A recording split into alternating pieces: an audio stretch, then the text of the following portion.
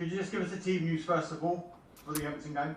Yeah, we're the same. We're the same as we were in midweek. Hakim Ziyech we know, and Callum are out for around a couple of weeks. Christian Pulisic had a tiny bit of awareness off the back of the Leeds game, one of his hamstrings, but he's training normally, so we should be as we were.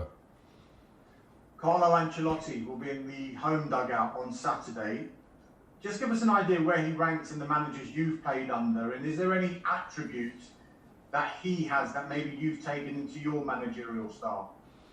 I would never try and take something off someone as such. You can be influenced by people, and I was heavily influenced by him as a player and as a man at the time. He's right at the top when I speak about the managers that I work with. For everything about him, his huge success he's had in his career at various clubs, and one-to-one I found him a great coach, a great man, and as I say, he influenced me, and I very much look forward at all times to seeing him and speaking to him. Frank, I'm sure you would have seen the players walking off in Paris on Tuesday.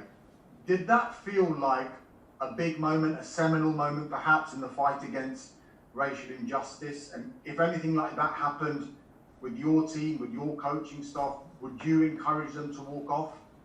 I'm not sure about seminal moment. It was an important moment, as all these things are, as the world moves on and we try to move in the right direction. I wouldn't want to comment on a situation as opposed to a possible situation in the future. We would always see that. I think everyone knows how we at Chelsea feel about racism and equality, and I certainly, as manager of the club, feel the same, and it's my job to be the front line of that for us. Just a final one from me. The man at the forefront of what happened there was Dembele, someone that you've played alongside. What would your message be to him just now? I don't have a message for Dembele. Sorry, I don't. I play with Dembele. I get on well with him, but I honestly don't know enough, Thomas, to be honest, about the situation close up. So I don't want to get too involved in that. As I say, I just want to reiterate where we stand on these things. I think we've been very clear about it. Thanks, Thomas. Let's go to Nick. Hi, Frank.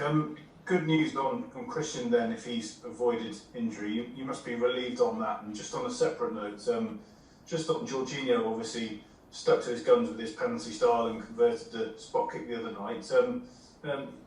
You must be delighted with that and just his sort of attitude to everything overall at the moment, because he seems, he's whenever called upon, he's putting it in, and he's turning in the performances for you. Yeah, with Jorginho, I think he's. I didn't doubt his ability in taking penalties. I think it's normal that you take as many as he does for club and country that you can miss. He missed a couple in succession, but as you saw, he's taking penalties the other night for us, and he's confident in his style, and I'm confident in that too. So that's not a problem. And he gives everything. Vice captain of the club whenever he plays, whenever he trains, how he acts. So I'm delighted with him, and with Christian. Christian is, it's a work in progress. I don't want to call this an injury that he had in midweek. If the game had been a different type of game, it may have been one where I would have felt I would have used him. We know his abilities. That's very clear. He showed them when he came on against Leeds last week.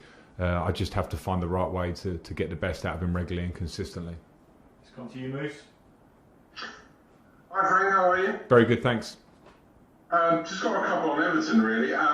First of all, they started the season really well, but have kind of fallen away since then. Do you think it's a bit of a false dawn, or do you think your friend Carlo Ancelotti is going to have to take a little bit of time to turn it around? Because from the outside, it's hard to see why Everton don't challenge more towards the top six. So I just think that's the Premier League, and it's the nature of it. And they started very well. They've got quality players. I think they had quality players anyway. They've brought in quality players. They have a fantastic manager, one of the best in the world. And this Premier League, unfortunately, is unforgiving. I know they've had a few injuries, but we all have our own moments or patches where it's results are challenging.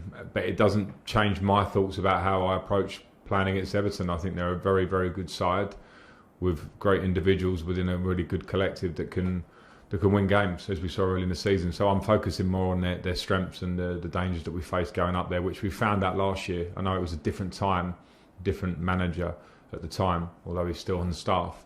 But it was a very tough match for us, and that should be fresh in our minds. And in terms of the title race, I know you're going to say we're only in December and the title isn't won in December, but we genuinely have a really exciting title race between more than one or two teams this season, which obviously you're heavily involved. Jose describes Spurs as being only a little pony at the moment. Where would you put Chelsea? I don't know. I mean, I don't want to find a play on words with it or anything. I just want to say that we are happy where we are, but I know that there's a long way to go. I don't think it really matters too much, the rhetoric. Jose gets asked about it a lot. I do, once, twice, 3 times a week, and you have to give an answer. I think with Tottenham, they've got fantastic players and a really strong squad. And the words are not that important at this point. It's more about, for us at Chelsea, how much we keep working and understand that consistency over a season is what wins titles, not matches until the middle of December. Alistair at BC.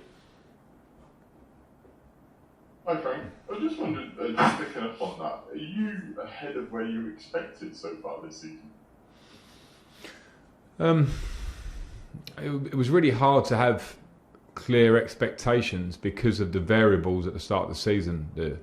The COVID times, pre-season, new signings, some injuries. And I didn't know how that would pan out, and we didn't have enough time. You'd normally have a long pre-season to factor these things in and try and work through them, and we didn't. So I think it was slightly false at the start of the season for us in some of the performances and results. And at the moment we're getting very good performances and results, and the reality is we're probably somewhere in the middle of that, and we need to make sure the consistency is something we find going forward. So I'm not sure where we are compared to expectations. I always want more. That's just where I'm at the moment. I'm going to finish this section with a question from Andy Sixsmith. Go ahead, Andy. Hi Frank, just given how hectic this season is with COVID and everything surrounding it, I know Champions League is clearly an important competition for Chelsea, but how important is it to just have the Premier League for the next couple of months to focus on, given the hectic schedule? Yeah, it's important, and it's why it was very good for us to win our group in the Champions League and get a real confidence booster, and then put that away until that starts again in the new year, and to focus on what is a busy schedule. If you look at our next 4 games, Everton, we'll go to Wolves, we have West Ham, we have Arsenal on Boxing Day, and you see exactly how challenging that is in a short space of time, because they all are really strong teams. So it's important for focus. It's important for the squad to understand that this Premier League is so tough and so unforgiving that if we drop our standards, we won't be where we want to be. So focus all on the Premier League. Thanks. That ends the broadcast.